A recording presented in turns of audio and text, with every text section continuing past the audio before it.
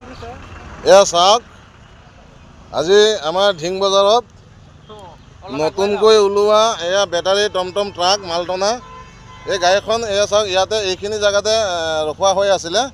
তাৰ পৰা ড্ৰাইভাৰ নোহোৱাকৈ নিজে নিজে ষ্টাৰ্ট হৈ কি ধুনীয়াকৈ এইখন গাড়ীত নলগাকৈ এই গাড়ীখনৰ আগেদি একদম এয়া চাওক, এনেকুৱা একদম এইটো চাইডেদি গৈ পেলাই একদম চিধা গৈ পেলাই খালত সোমাই গ'ল।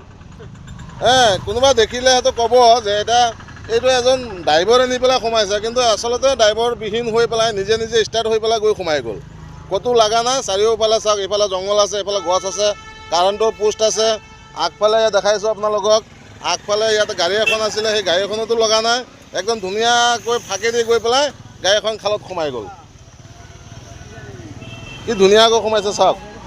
এতিয়া গাড়ীখন যে সোমাইছে, আটাইতকৈ দুখ লগা কথা হৈছে এইটো যে গাড়ীখন যে সোমাইছে, এই গাড়ীখনৰ চালকে এতিয়ালৈকে গমেই পোৱা নাই তেওঁ গাড়ীখন ক'ত সোমাইছে বা কি হ'ল, কেনেকুৱা কি হ'ল।